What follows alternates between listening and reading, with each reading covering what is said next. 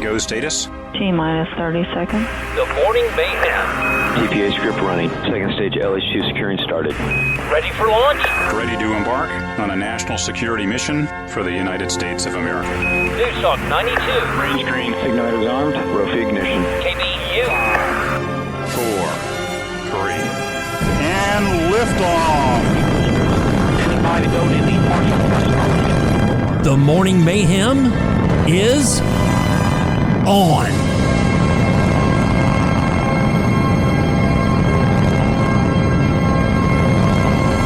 Partial thrust mode now in the core booster as expected. The Morning Mayhem is pre-recorded and for entertainment purposes only.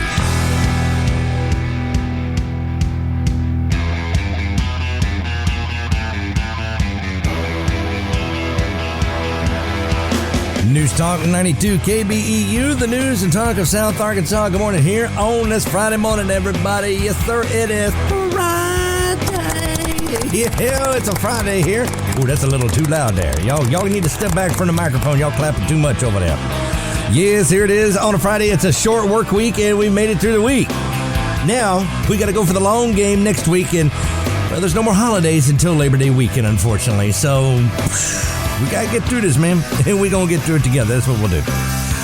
All right, let's go and get this thing going here. Man, I am really surprised because we've been talking about this since April, and it just amazes me when we talk about things as long as we do, and, you know, and I don't know, maybe people just kind of tune out of the show, like maybe they're just kind of, and they just hear blah, blah, blah, blah, blah, blah, blah, blah, blah, blah, blah. Wah, wah, wah, wah, wah, wah, wah, wah, wah, wah, wah. Wah, wah, wah, wah, wah, wah. That's all I hear. That's it. They don't hear anything else. They just wah, wah, wah.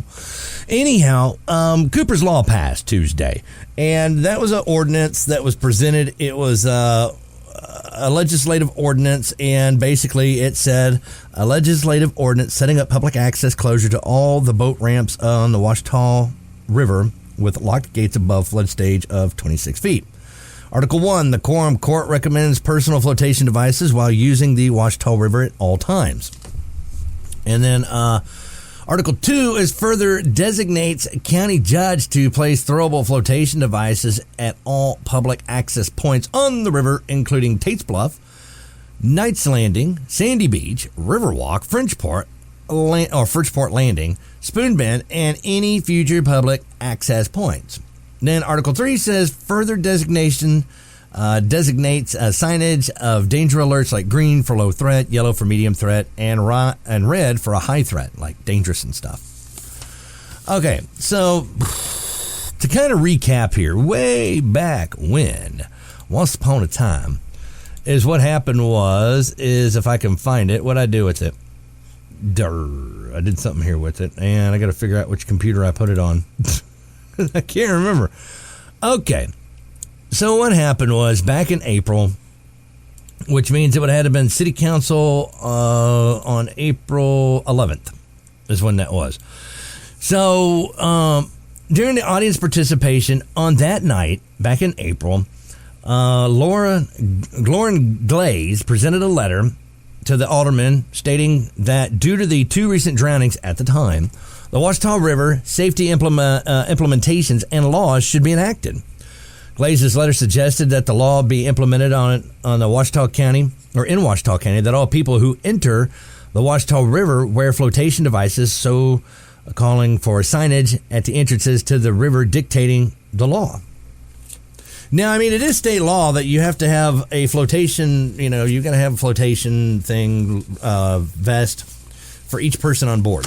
So if there's 2 people on board, there should be 2 life jackets. If there's 1 person on board, there should be 1 life jacket. Now, I mean, it could be like 2 people on board and 4 life jackets. That's okay. But you're not supposed to have under the amount of how many occupants are on the boat. And then, of course, anybody under 12 is supposed to be in a life jacket, period. Now, you don't have to wear the life jacket per se, but you do have to have it on board. And so that letter that she read, we read it yesterday. So, I mean, if you want to go back and listen to the letter that she read back in April, that's on yesterday's show. You can catch that on the podcast. So if you go to the podcast there and listen to that, I can't remember which time frame it was in the show, but it was in there. Trust me, it was in there. And so Oh, hang on, because I am so spread out with all this. Well, the thing is, what amazes me is people are like in shock and awe right now. Like they've never heard of such a thing. And this came up back in April. And so, and I mean, between me and Bradley over at the paper, we've been telling you about it. We've been informing you about it. We've been, following the story, and we tell you all the changes and stuff. So the first time it was brought up to the city council, and Lauren Glaze read that letter, the one that I've read to you twice already now. And it says that she says that the majority of swimming and boating activities happen at that location there at the Riverwalk, and it should be direct communication with rescue authorities and such emergency personnel, because that's where Cooper Daughtry fell into the river, and it was right there at the Riverwalk. So that's what she's talking about, having some kind of a monitoring system of some sort that police and fire can see. So it's a majority of that. Rescue authorities and emergency personnel should be accessed only in an emergency and with deliberate actions like as in a fire alarm, is what Glaze was saying that she was reading from the letter. And then she said a lot of work went into the proposal.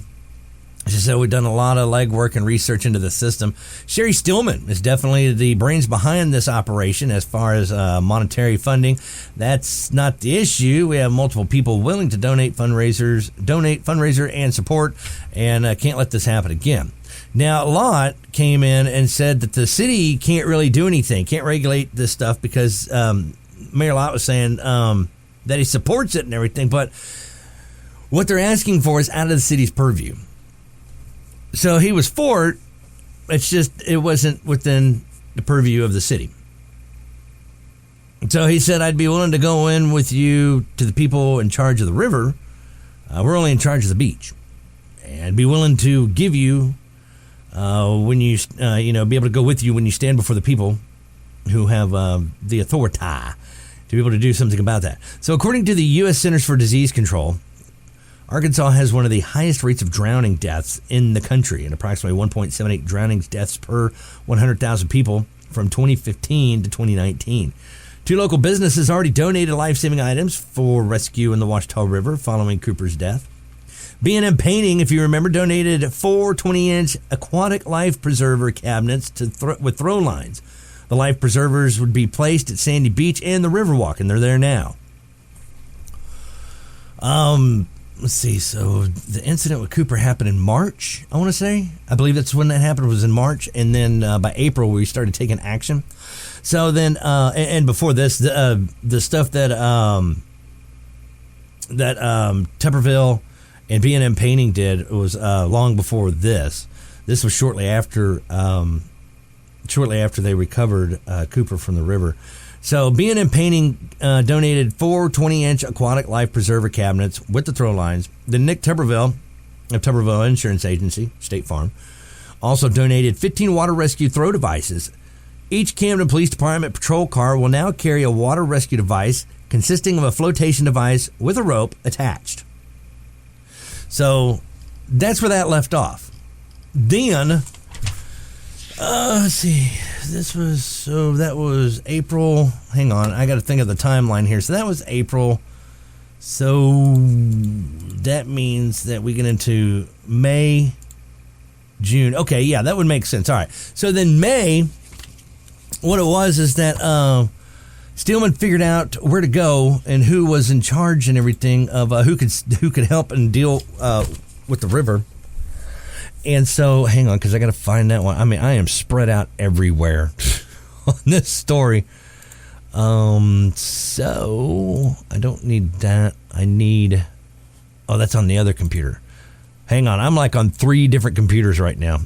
That's what I mean by I am so spread out on this right now when it comes to this here. Okay, so what happened was that they went to Quorum Court. So in May, Sherry Steelman, speaking on behalf of the group and concerned citizens, read from a letter with several policy proposals that ultimately were the basis of the ordinance that was approved last Tuesday. So the law had previously been proposed to City Council, and Mayor Lott noted that he didn't have the purview over the river's entry points. So Steelman said the group did more research and learned that Quorum Court had the legal authority to enact such regulations.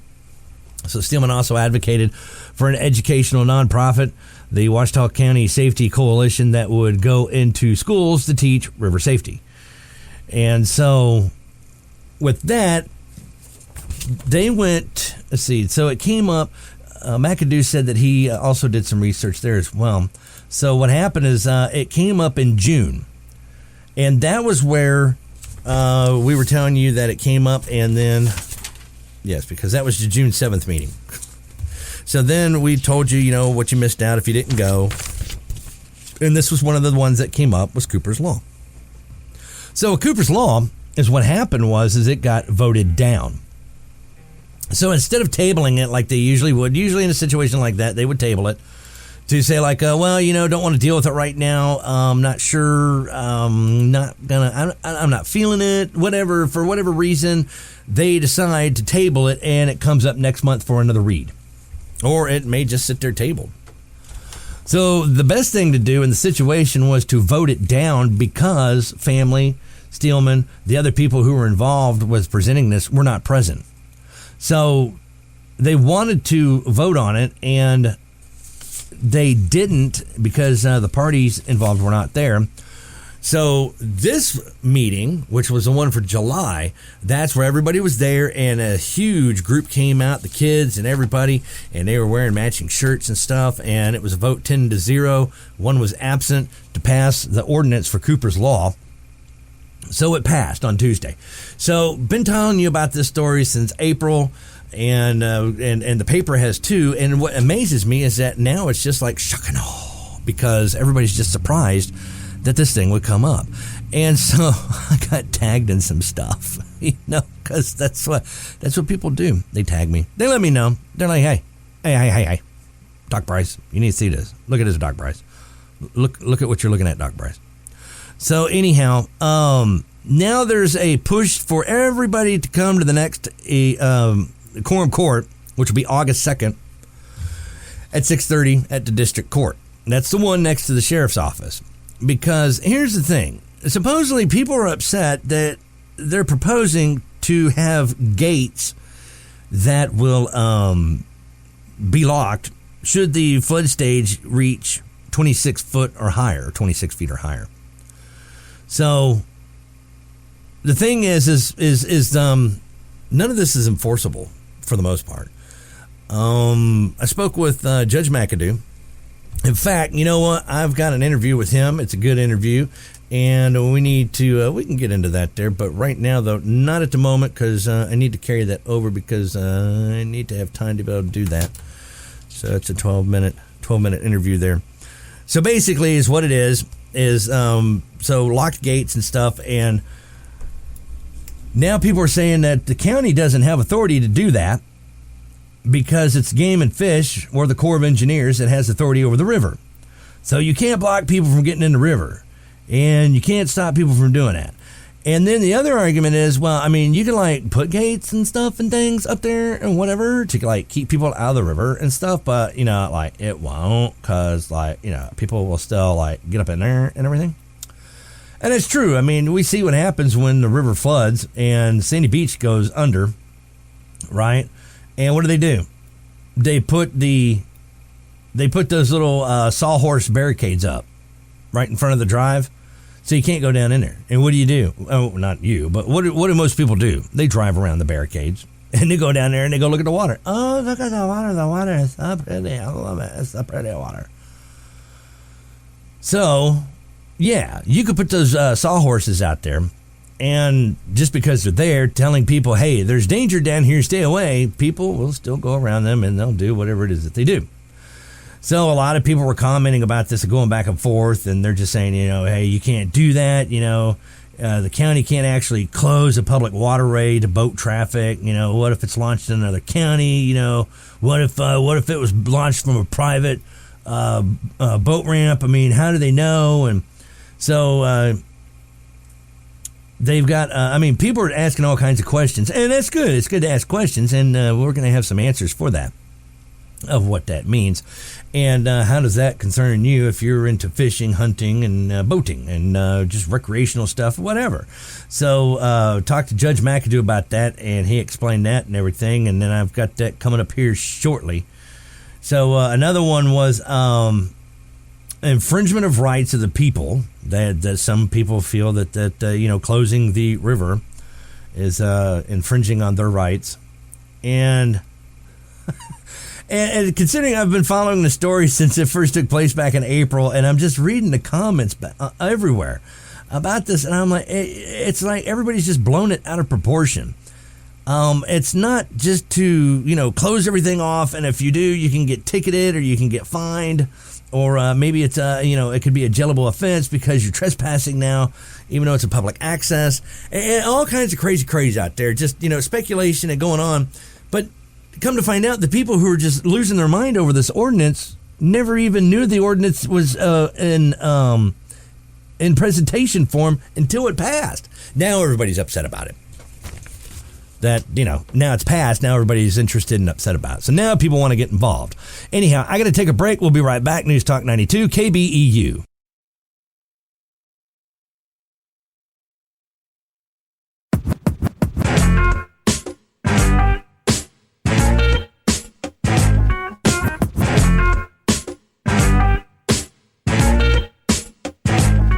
News Talk 92 KBEU, the news and talk of South Arkansas. Our name is what? It's 92.7, baby. KBEU is what that is. Getting towards the bottom of the hour here. Currently, like 77 degrees outside. Man, it's going to be hot too, man. I mean, it's supposed to be warm and it's hot. And then they took out, there's still rain in the forecast for the weekend. But other than that, they pretty much took all the other stuff out. And I heard a thunder boomer yesterday. I was sitting out in the parking lot here at the radio station. I heard this bloom, bloom, bloom, bloom, bloom. And I'm like, oh, that sounds like thunder. And that was it. That was all she wrote. She was done. But it said that there was supposed to be rain in the forecast, but not very much going on with that. So anyhow, they're saying that, let's see, what do we got here? Because, it's supposed to be up to the hundreds today. A whole mess of heaping of sunshines and everything else there with hot. It's going to be hot stuff and things. Yeah, that's it. Yeah, stuff and things. It's going to be hot. Just know that's going to be hot. That's pretty much all you need to know. So anyhow, before the break, we're kind of setting everything up because Cooper's Law passed, and I got tagged in some stuff, and just happened to notice everybody's just there's some people out there just going like, I can't believe they can't just cut you off from the river. They can't cut you off from the river, and they can't keep people from going in the river. And basically is what it is. Part of the ordinance is a legislative ordinance setting public access closure to all the boat ramps on the Ouachita River with locked gates above a flood stage of 26 feet, right? Okay. So then the argument is, well, that's not going to stop anybody from going in the river. I mean, if they want to go in the river, they'll go in the river. It's funny you should say that because I made the same point too, back in, last month, back in June when we were talking about this. Cause I was like, if you do all that, if people want to go in the river, they'll go in the river. Because I was asking, what's the most you can do with this? And I mean, if somebody goes around barricades or whatever, if somebody gets in the river and you're saying don't go near the river and they go in the river anyways, what's the worst that's going to happen to them? Well, they could drown. Other than that, they could drown. As for fines, fees, penalties, taxation, whatever, nothing. They just say don't go near the river. And they'll try and create obstacles to hopefully encourage you not to go near the river, which would be like, putting up some sawhorses, those barricades at the road, to say don't go down this here road because this here road's flooded. So don't go down this here road. Now, you can make the same argument. It's like, well, what's the point in putting barricades up? I mean, people are just going to go around and go drive down the road anyways. That is a valid point, but we still put them up, don't we? We hope for the best. We hope that people have a better sense of judgment. Well, it's putting a lot of trust into some people, but we hope that they have a better sense of judgment and that they will take and use that better judgment and realize, somebody done put barricades up. Maybe that main road done flooded up and everything. Maybe I should go the other way. Maybe you should. That would be a good idea. That you should do that. Yeah, that would be good. So congratulations to you for making the right choice. Now, sometimes somebody else might be like, I don't care about no birthday, nothing. That's how I get home every time, all the time. So I'm just going to go on down through here and go right through that puddle. And then all of a sudden, now you stuck all up in the water and everything, and your vehicle's floating away with the current. And then, you got to call 911 and here they come. And they're going to have to come out and rescue you out the water and everything. And not only that, though, it's not like they can drive right up to you. Nope, they're going to stop way back up yonder and, because they don't want to get the fire truck wet. No, that's not why. They just don't want to get the fire truck near the water. So it goes off into the, pull stunt like you did. So you just hope for the best. And so when I talked to Judge McAdoo about it, that was kind of pretty much the same idea was, we're going to put some barricades out there. Maybe put some lock gates or whatever and hope for the best. That doesn't mean that we're going to keep people out of the river because there's commercial boats out there. And of course, you've got government boats out there. And then you got people out there that are hunting, fishing and all that other stuff. And well, that was one of the reasons why I was told that Mark Merritt was on, him and his wife were on the way down the river. They had launched at Sandy Beach. And they'd made it down the river past the power plant. And what happened is they just hit something in the water because the water was up. It was up pretty high. I think it was up 28 feet at the time. And they hit something in the boat. She launched because she was in the front of the boat. She launched and went forward. He was in the back of the boat because he was controlling the motor. Somehow he fell out. I don't know, bumped his head or whatever, but he went unconscious and wasn't. I just know that obviously he must not have been conscious or he can't swim. But whatever it was, he wasn't able to swim away like she did. So even with the water being at 28 feet or so, you don't know what debris is floating around in that water. So, you're taking all kind of risks, but this is probably something they've done who knows how many times before, because the whole reason they were going down there anyways was to go get those fish. Oh, what'd he call it? Oh, shoot. I'd have to go back and listen to that show. There was a name for it. It was like a mud pit or something. It's a part of the river where when it floods, it fills up and all the fish get caught in there. Mud Lake. That's it. Mud Lake. And so the fish get caught in there and then the river recedes. So then the fish are now caught in that mud lake. And so supposedly it's like shooting fish in a barrel or something. Once they get stuck in there, it's like, woohoo, we catching all the fishies. And so this is probably something they've done God knows how many times before. And it was just regular routine, but it only takes one time. And unfortunately, they weren't wearing they had flotation devices. According to the sheriff's department, they did have flotation devices on their boat. They just didn't have it on them. And so, right there, they met law requirement. There was 2 people in the boat. They had 2 life jackets and that met the state requirement. They didn't have to have them on, but they did have them in the boat. And the unfortunate happened. But like I said, it only takes one time. So, in a situation like this, you've probably done something who knows how many times and the river gets up there and you know what you're doing, right? Because you've done this all the time before, man. You know this river. Sometimes the river just takes a different turn and it doesn't turn out the way you want it to. Hang on. I got to take this break and I want to get to this interview here with Judge McAdoo up on the other side. News Talk 92 KBEU.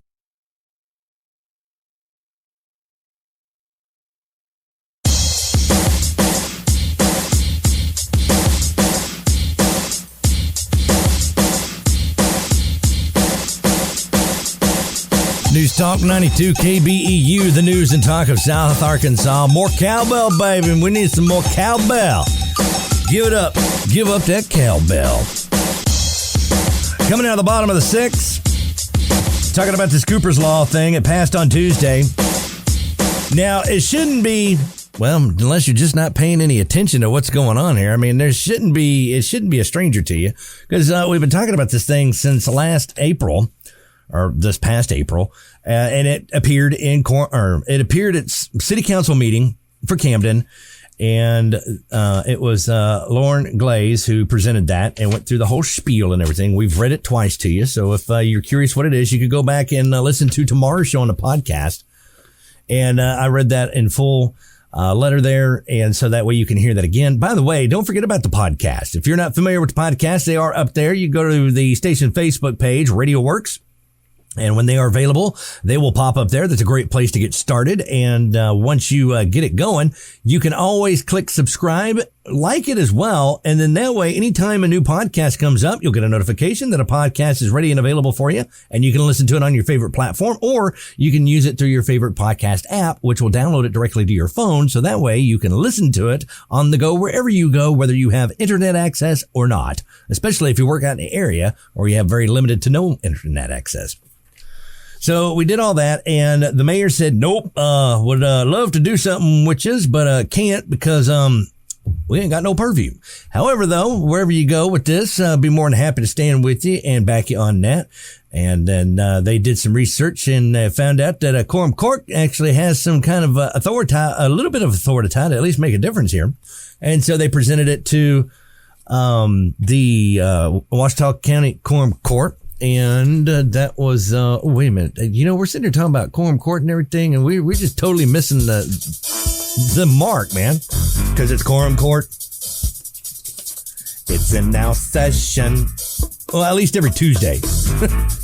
Yes, it's McAdoo and the JPs, and that is every first Tuesday of the month at 6:30 p.m. at the district court there next door to the sheriff's department. So the next one will be August 2nd. That's coming up. So they went to Quorum Court back in May. Yes, they went back in May, presented it. Then they came up with a resolution by June, but nobody was there. And so they had to vote it down and bring it back up for the next Quorum Court session. Always trying to make that hook there. So anyhow, that's how it played out. April, they presented it to the city. City was like, can't do anything for you. Sorry. Love to, but we can't. Then they took it over to Quorum Court in May. Yeah, May. And the Quorum Court listened to them and said, we'll think about that. Let us check into some things and we'll see what we can do about that. So then they did. And then it came up last month and they said, hey, we're going to go ahead and present this. It was presented by Justice Furlow. And that was everything that was laid out to what it was going to do. But the thing was, though, is the people who had presented this, the family and Steelman and the other people involved were not there. So instead of tabling it, they went ahead and voted it down. We'll bring it up next month, which would be July, this month. And they did. Family was present. All the supporters were present. Everybody was behind Cooper's Law, and friends of Cooper and everything was there to see this play out. And ta-da, there you go. You got it passed, and there it is. 10-0, one absent. It passed. Pictures were taken, celebrating, and all those moments there. So now it seems like everybody on social media is just figuring out that this thing happened. It's like, I give up. I give up. I mean, we've been talking about this thing since April. Well, I wasn't watching the news. Well, the paper talked about it. I don't read the paper. We talked about it on social media. I didn't see social media. But you're posting it on social media. I wasn't paying attention that day. We had it on the radio. I don't listen to the radio. It's like, dude, I can take you to the water. I mean, I can't make you drink it, but I can tell you there's water right there. You should probably have a little tasty taste. I'm just saying. So anyhow, now everybody's up in arms because, oh my gosh, I can't believe that people have passed this bill. And what does it mean? What they don't have authority over that. They can't do that. That's not in the purview of the county. They don't have any authority over the river. What if I come in under Clark County? And what if I launched in Clark County and then came up through Ouachita County? Then what are they going to do? Are they going to get me for being in the river in Ouachita County? All different kinds of scenarios. I can't do this. I can't do that. I can't get in the river. I can't fish. I can't hunt. I can't. Me. That's what it's all come down to. And so I'm in Facebook jail, by the way. I got another 16 days left. I thought it was 15. It's 16. So I've got 16 days left in Facebook jail. And so I can't comment on anything. I can only talk to individuals through Messenger. That's it. If you want to talk to me, you can talk to me through Messenger, but I can't talk to you on Facebook. Like, if you post something, I can't comment or like it. You should know how Facebook jail works, especially if you've been in Facebook jail before. You should know how this thing works. So I'm just kind of watching everybody. I get tagged. I can accept your tag and all that. But other than that, I really can't interact with you other than through this to say back, that this has gotten really out of proportion. So anyhow, I texted Robbie. I'm sorry. I texted Judge McAdoo, and I asked him if he had a moment to sit down and be able to talk. And he knew what was going on. He'd seen it and everything. And so I was like, all right. So, I mean, these are some legitimate questions. So let's get these questions out the way. So he called me because he's out of town. So we talked about it over the phone. So I went ahead and started posing my questions. And of course, McAdoo was gracious enough to be able to sit down and answer these questions, and hopefully I asked the right questions that everybody's concerned about, and what it means, and why, and how much enforcement does the county have, or at least Quorum Court have, over the river, and are they going to enforce it? Are there going to be fines placed on anybody who goes in the river when it's over flood stage? And what about hunting and fishing and recreational use and all that? What does that mean? What if I launch from somewhere else? What if I don't launch from a public access point, but I launch from, say, private property? Can you give me a ticket there? Is it just because I'm in the river? You can't do nothing, man. You ain't got nothing on me, cover. Well, I mean, it didn't get that far. Sorry. I'm projecting. Anyhow. So I asked him, I said, is it legal to pass an ordinance to restrict public access to the river? Through the Game and Fish Legal Department, it says it is legal to pass an ordinance to do that, because it's just like closing down a road or any other dangerous situation to where citizens are. We can close that down to do that. But let's go back a little bit, Doc, and talk about the history of this. With the recent 3 drownings we've had in this year, there was a group of concerned citizens come to me and says, hey, something's got to be done to raise awareness of that of the river and the danger of it. And I agree with that, and the Quorum Court agrees with that. But it never was the intention to have anybody written a ticket or carried to jail or anything like that. And so we listened to the group. We talked about it last month. I had to do some research for the Quorum Court to get that question answered about, is it legal? And the legal department in the Game and Fish says yes.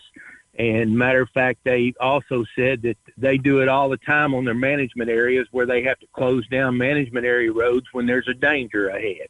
And so we went forth with that.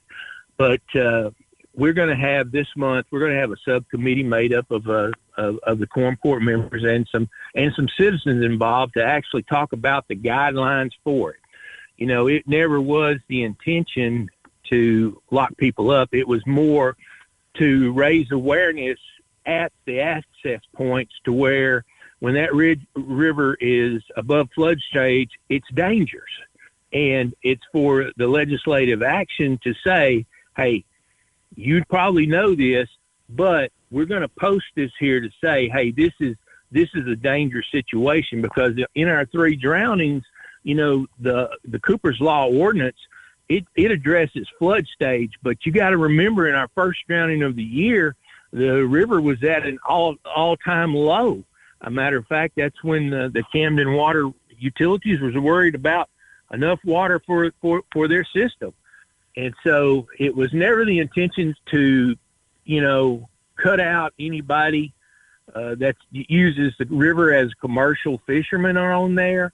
We know that river is huge in recreation as far as duck hunting. And so we're going to be looking at that with the subcommittee this month to come up with some guidelines. But I will tell you this, and I've always said this from the beginning, I still believe this, but there's no way that we can ask law enforcement to stand on these different public accesses and enforce it. There's just no way. We don't have the manpower to do that, nor if they're sitting on somewhere, then there's another call out there that needs to be answered. And so enforcing this was never considered. The subcommittee may look at it, but the subcommittee was going to be consistent of, the sheriff and the Camden Police Department chief and, the fire department chief, because they are the ones that have to respond if there's an incident on that river.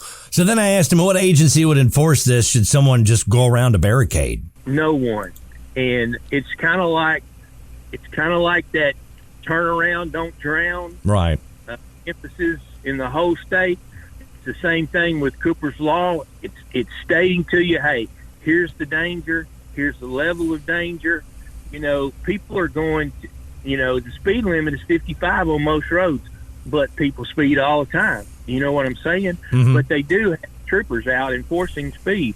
But we don't have the manpower locally to have someone sitting down there writing tickets or carrying people to jail, and that never was the intention at all. Article 2 designates county judge to place throwable flotation devices at all public access points. So what really defines a public access point? Access point is defined by public access point is defined by the areas that the Game and Fish consider to be public access points. And so as we listed those names, it's my responsibility to get throwable flotation devices out at all those locations like they already have at the River Walk and at Sandy Beach, get the signage up, and we go from there. But the type of signage and that kind of stuff is still up in the air, and that subcommittee will be looking at that this month. So flood stage is 26 feet. Danger signs and barricades are up. Someone goes around the barricade and enters the river. Can fines and penalties be issued? No. Here's the why. The local legislative bodies, whether it's a city council or whether it is a quorum court, cannot pass any law that supersedes state or federal laws. So Arkansas Game and Fish can only write and arrest tickets that fall within the Arkansas state law. And so we cannot pass a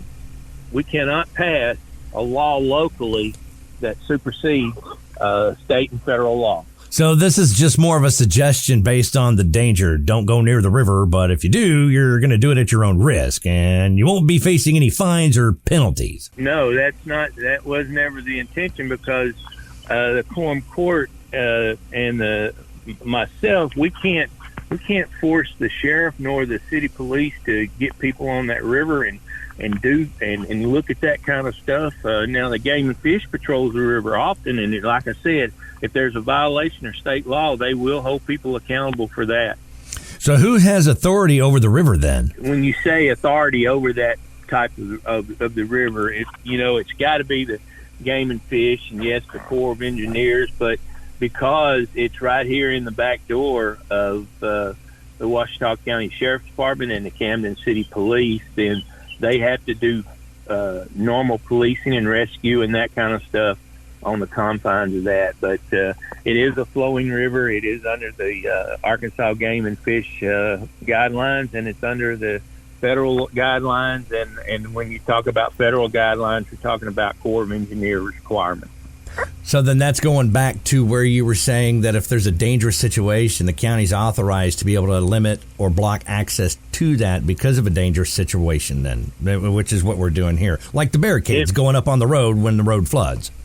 May just end up being, when the subcommittee meets, that it may just end up being that signage and barricades are put up, and then if you go around that barricade, you're at your own personal risk. Well, hopefully social media users will find resolve of Cooper's Law in regards to its reach and its purpose after listening to this interview. Well, here's the deal, Doc. I don't respond to that kind of stuff on social media, but I do respond to questions answered at if a concerned citizen wants to come to my office and ask a question, I'll certainly be there Monday to talk to them. I also try to get it through you and the Camden News and that kind of thing to put the information out there. But as always, I'm always available to answer questions, and sometimes I give the answer that people want to hear, and sometimes I have to give answers that they don't want to hear. But at the same time, I do want to hear their complaint. All right. So if anybody's got anything other than what we've discussed about here that wants to ask you about, they're more than welcome to contact your office and set up an appointment. Yeah, if they'll contact my office on Monday, I'll be back in the office on Monday. And I'll be glad to talk to anyone about it. So there you go. We greatly appreciate Judge Robbie McAdoo taking time out of his day. He was out of town at the time when he was on the phone with us, and greatly appreciate him taking time to explain that and how it works and everything. And pretty much it's a namesake thing. That it is, because we've had 3 people that have drowned in the river, and that's just this year alone, and less than months apart. because they weren't even 3 months apart. It was almost like one just about a month that was going on there. So it was getting pretty crazy. But hopefully, if you got any questions or anything, call McAdoo Monday, and he'd be more than happy to sit down and meet with you and talk about any of your concerns that you have about it. Got to take a break. We'll be right back.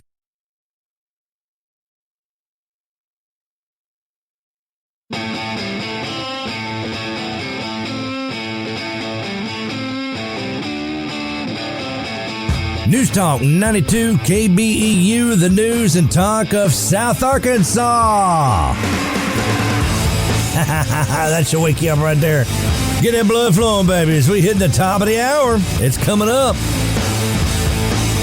And, of course, we got the roundtable here on this Friday. Don't forget about the podcast. Now, if you missed the interview and everything with Judge McAdoo, that's all right. You can listen to the podcast. Go back and get the podcast there. It'll be posted up there on the Radio Works Facebook page. So once it gets up there, go look for it. And then you can listen to, if you came in the middle of it or whatever, you can go back and listen to it and listen to that interview and hear what Judge McAdoo had to say about Cooper's Law, what it means and what it does and what its intentions were and what it's not going to do and what it's not supposed to do. And you can find that on the Radio Works face page. Of course, you can find that on your favorite podcast platform as well, iHeartMedia. You can find that on Google Podcast. You can find it on YouTube. You can find it on Spotify, and even Amazon now. Amazon Music. It's up there too. I had no idea. I stumbled across it the other day. I was like, I'll be darned. We're actually on Amazon too. And of course, if you got a favorite podcast app that you like, download the RSS feed. You'll know what I'm talking about if you're using an app. That way you'll have it with you on the go, wherever you go, and you don't have to have an internet connection to be able to listen to it. So if you have limited to no internet access whatsoever, you can still be able to listen to the show. As for everything else, just click and like, subscribe, and then that way you'll get a notification every time a new podcast goes up. All right. So we were talking about Cooper's Law, people drowning in the river. We've had 3 deaths this year within 30 days of each other. The first one was Robertson. He fell out of his boat, and a witness happened to go over there and retrieve the boat, but couldn't find Robertson. And then the second one was Cooper Daughtry, a teenager who managed to fall into the river there over at Riverwalk. And then, of all things, not even 30 days later, Mark Merritt is out there with his wife. They're just doing, having a day out on the river. And they're going to their favorite fishing spot, from what I was told, because the way the river flooded, that trapped a bunch of fish into what they called a mud lake. And they were going to go get those fish out of there, because once the water recedes, all those fish are just caught in that little hole in the river. And so, it was an outing for them. I'm sure they've made this trek who knows how many times, and all it takes is one time. And of course, when it comes to your flotation devices, now the state law says that you have to have one for each person on your boat. And so there was flotation devices on the boat with the Merritts. And the thing was, they weren't wearing their flotation device. When it just comes to anybody, whether how macho you are or how weak you are, whatever, you feel that you are, you just wear your flotation device, man, because you may be a great swimmer, but all you have to do is get knocked unconscious. You ain't swimming nowhere. That's just it. Nothing's going to be good for you after that once you get knocked unconscious. So that's why you want to wear your flotation device. It's not because you can't swim. It's because it's in the event you can't swim, if you get what I'm saying, because you can't swim if you're unconscious. And of course, never swim alone. That should go the same for swimming pools too. Know the water conditions, alert authorities in emergencies, and swim only in safe areas. Now, this will also put signage up too when the river is over flood stage to let you know what the level threat is of the river. Whether it be a low threat, it'd be a green sign, a yellow sign would be a medium threat, and a red sign would be a high threat, very dangerous, stay away, go home. You can go anywhere, but not here.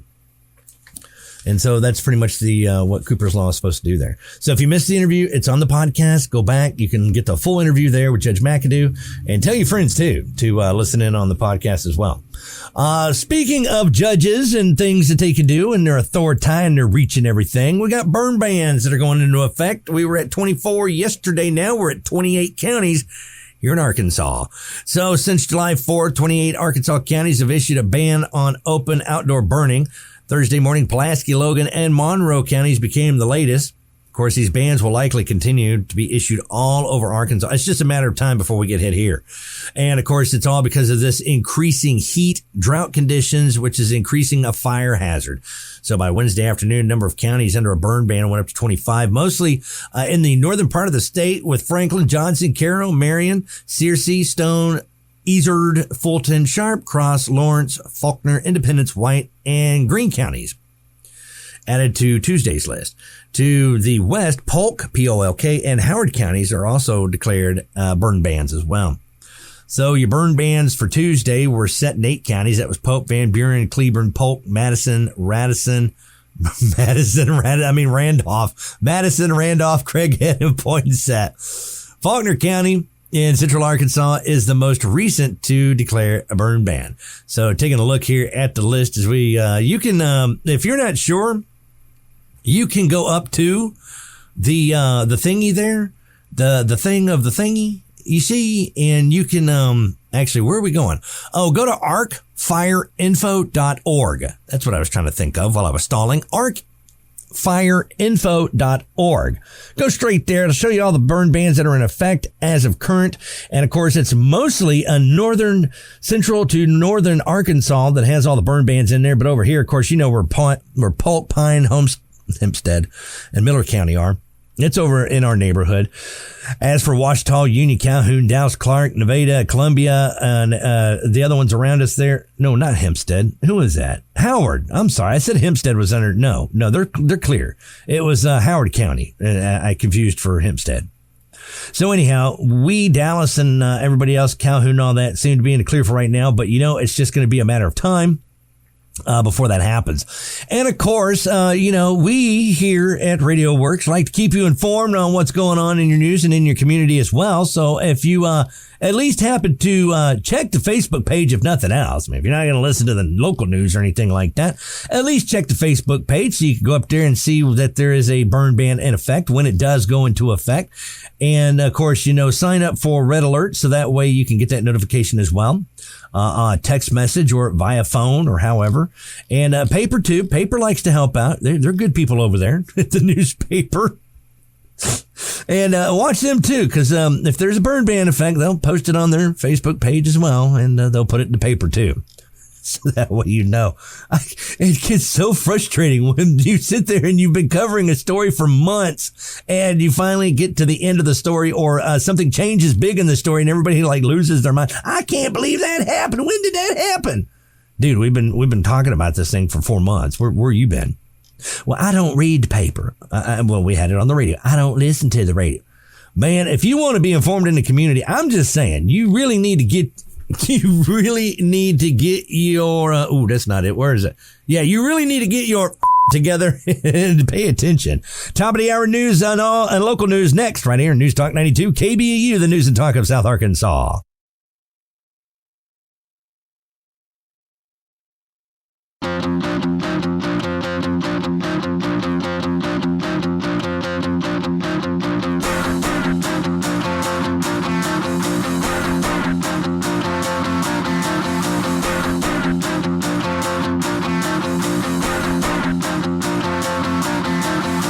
Can't stop the news, baby. News Talk 92, KVEU, news and talk of South Arkansas, 6 past the hour. As we are here getting ready for the roundtable, be coming up here in just a little bit. Stick around for that. Don't forget about that podcast, man. If you missed the interview with Judge McAdoo about Cooper's Law and what it means, what it does, what its intentions are, what's its reach, what it does, what it doesn't do. I mean, all these things that you're seeing going around right now on social media about Cooper's Law and how people are reacting to it and questioning it, negatively reacting to it, not sure what to think of it. Some people even thinking that it's restricting their freedoms and ability to be able to use the river. McAdoo explains all that in the interview. And of course, if you ever have any other questions that we didn't cover in the interview, you can always hit him up at his office. He'll be back Monday. Just set an appointment to go talk to him. So don't go find that podcast. We'll have it up there on the Radio Works Facebook page. And of course, your favorite podcast platform, you'll find it on there. Just search Doc Bryce Morning Mayhem. You'll find it. And of course, put it in your favorite podcast app as well. all kinds of ways to be able to get you your morning edition news and stuff that's going on here locally and statewide as well. And sometimes we even hit up federal stuff too. Depends on how it affects here in Arkansas. So there's that. Guess what, man? Arkansas could see some recreational marijuana, man, on the 2022 ballot. Far out, man. So we're gonna see some weed on the ballot, man. Far out. Yeah, that's pretty much all I got. Even though it may still be illegal here in Arkansas, voters could have the opportunity to vote on the issue in the general election in this November. So in order for the recreational marijuana, if you want to be legalized in Arkansas, the issue has to be on the election ballot. Groups across the state have been trying to get it there by racking up more than 89,000 signatures on a petition by July 8th. And that ends today. So Arkansas law says in order to have a constitutional amendment on a ballot, the number of signatures has to be 10% of the votes cast for governor in the most recent election. The deadline to get that amount is 4 months before the election, the issue to be on. So in the case of the recreational marijuana, if you want to, in Arkansas, the requirements include a deadline of July 8th of 2022. So did we do that? Check. We got that. Okay. So that's today. And at least 89,151 valid signatures. Did we get that? I think we did. Okay. So we got something there. If the Secretary of State verifies all the signatures are there, then Arkansas will be able to vote on the issue in November. However, if petitioners are only able to come up with at least 75% of the number of signatures, then they are given an extra 30 days to try to get there. Now, Responsible Growth Arkansas, a group advocate to get recreational marijuana, if you want to, on the ballot, has reported having around 200,000 signatures, twice over the threshold needed. If recreational marijuana, if you want to, makes it under the 2022 ballot and it's passed, it would. All right, man. It would make marijuana legalized for adults over 21. And then, reform existing drug laws in the state, man. And then dedicate marijuana tax income towards the state court and law enforcement systems. All right. And remove taxes from the Arkansas medical marijuana program too. Don't know if that also, because a lot of people have said this before. They're saying that if this thing passes, hang on, come with me. Hang on, just come with me here in the room. I'm standing up. So, if this thing passes, one of the things they've always talked about was that anyone who's sitting in jail at the moment for possession of marijuana, if you own it, that they should be, basically let go, because if it's legal now, then they shouldn't be sitting in jail for possession of marijuana, if you own it, because now that it would be legal, there's no point in them sitting in there carrying out their sentence because, it is what it is, right? So that's what they're saying, but that doesn't say anything about it in that story though. However, though, the group said it would add 40 dispensaries across the state, 20 more craft grow facilities. It would not allow for home growing, no. In order to protect the children. Think about the children. So guys, if you were all right, man, that means, if it's legal, we can start growing in the backyard, man, or in the garage. Come back with me here. We're sitting down. So we can grow in the garage, man. Or we can grow in the backyard. How far out, man? I'm in an apartment and that'd be cool to grow off the patio, man. Them upside down tomatoes. How far out, man? Be some upside down marijuana if you want to. So yeah, no growing at home. You got to protect the children. Think about the children. We don't want them to. Oh. So anyhow, even over the last 12 months, the state has seen $32 million generated from medical marijuana to this. That's probably why we got a $1.68 or $86 billion surplus. Everybody's been buying pot, man. So if recreational were to happen, those numbers change very dramatically.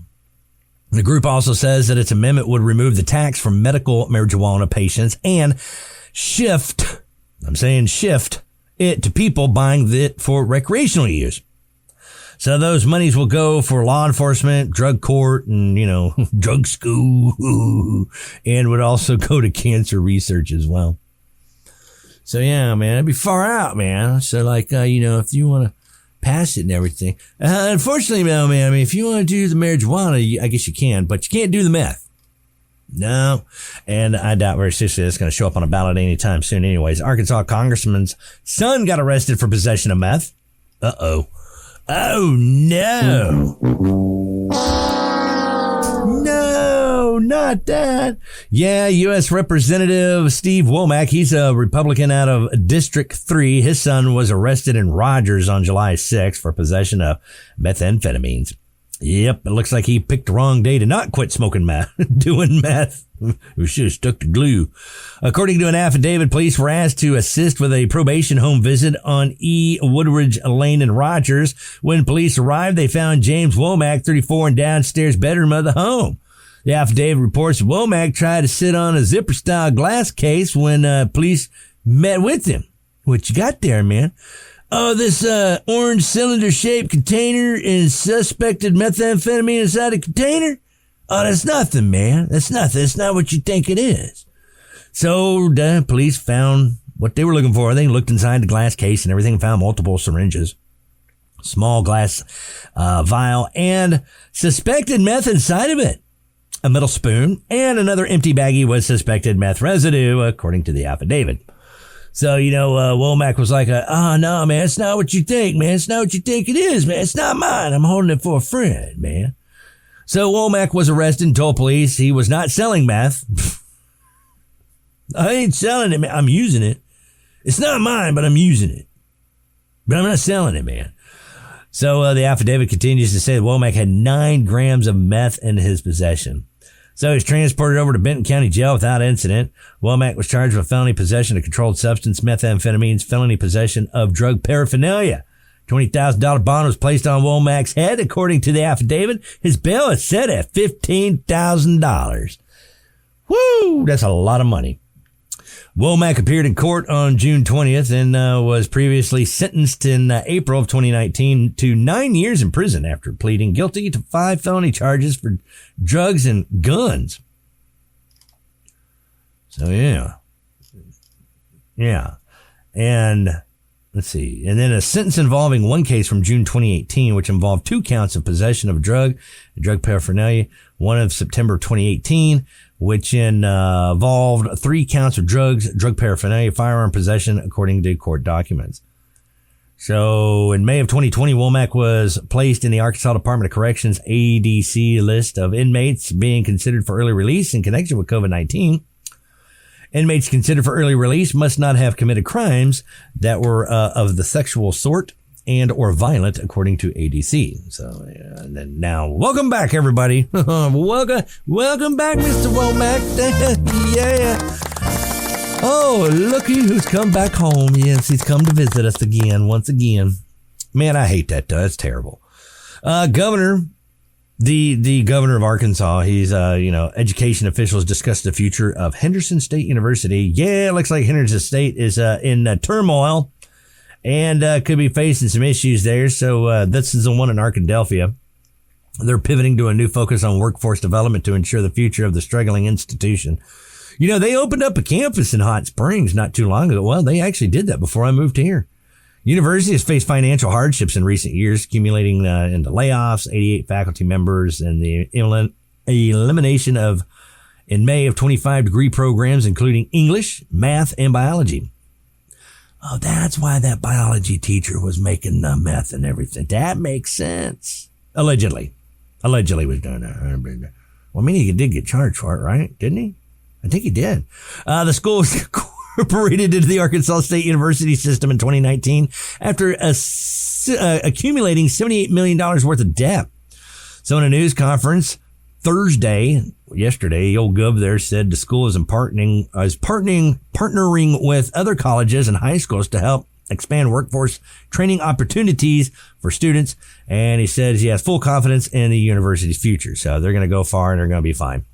It's not necessarily the same as every other 4-year college in Arkansas. It has a unique role and that it's an emphasis on working with the industry, working with K through 12 education, and providing a pathway for affordable education. And our point is to make sure that everyone knows our confidence.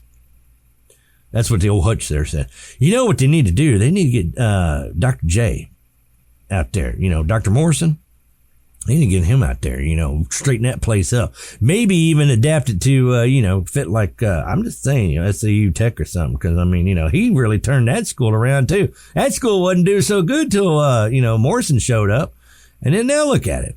The place is rocking, man. It's the Rockin' Rockets. Well, they're saying it costs too much, takes too long, and a skills gap with a degree and everything. We all know that we've had to package too much debt to pay. And so none of us public education or secondary partners are our 2-year partners and our 4-year institutions. None of us can solve that unless we work together. So they look like they're going to revamp Henderson over there. I hope the best for him, though, and that works out. Real quick, before we got to take the break and hit the round table, did you know that there are 3 awesome, amazing foods that were invented right here in the great state of Arkansas? Yes, sir. Not Texas, but right here in Arkansas. Do you know what they are? Do you have any idea? Anyone? Anybody want? No? Well, Arkansas is firmly ingrained with American culture and all that there. So, of course, with that culture, comes a broad spectrum of food influences and others that have created some unique dishes. Now, I want you to try and guess. Can you guess which one of these 3 awesome dishes was originated here in Arkansas? These are true dishes of Arkansans. And if I tell you, I don't know, you're probably going to be, what? Because I know one of them was. I know which one of them was. And the other 2, I was like, no, I'll be darned. I didn't think about it being here. So we got some unique dishes. And, of course, with these authentic foods in Arkansas, especially restaurants and stuff, you can make them at home. And you'll taste all the flavors of the natural state. So you ready? You ready? Here comes the first one. Take a guess. Just take a guess of what you think it might be. And I'll tell you if you're right or wrong. Now, you got 3 choices in here. So, if you get this one wrong, it doesn't mean that it won't show up in one of the other 2 choices. So if you get this one wrong, as I say it, just hang on to that answer and you might be right in the next 2. Cheese dip, everybody. That is an Arkansas original. Yes, who knew that? Cheese dip in Arkansas. It's an Arkansan invention, and the consensus seems to be that cheese dip first appeared on the menu in the 1930s at a North Little Rock establishment called Mexico Chiquito. Wow, excuse me. Owner Blackie Donnelly is credited for the recipe. It was originally served with chips, but it goes well with just about anything that you could use. Creamery, savory, kick French fries, pretzels, chicken tenders, your favorite vegetables, whatever, man. Oh, and by the way, you can find this on Arkansas.com. This is where I'm getting this from, is Arkansas.com. Pickles, fried pickles. Who would have known that one there? Because I didn't know that one either.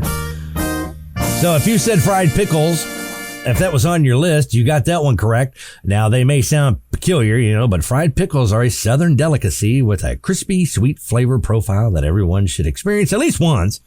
I've always had them in Texas and thought that was, I didn't really think about coming from Arkansas. But the now closed Duchess Drive-In and Atkins lays claim to the original recipe. Today, many restaurants around Arkansas offers fried pickles. That's appetizers. So you'll find endless varieties to savor when you travel throughout the state. And this one I already knew of here was chocolate gravy. Yes. Often attributed to the Arkansas Ozarks, this thick, sweet sauce is traditionally made with fat, flour, and cocoa powder. And believe it or not, it pairs just as well with biscuits as the sausage gravy you're used to. Now, give it a try next time you sit down for breakfast. It's one of the select Arkansas restaurants that serve it up. And try the Ozark Cafe in Jasper. And you can even make it at home for yourself as well. Check it out, Arkansas.com. Got to take a break. Roundtable up next. Don't forget about the podcast and stuff. News Talk 92 KBEU, the news and talk of South Arkansas.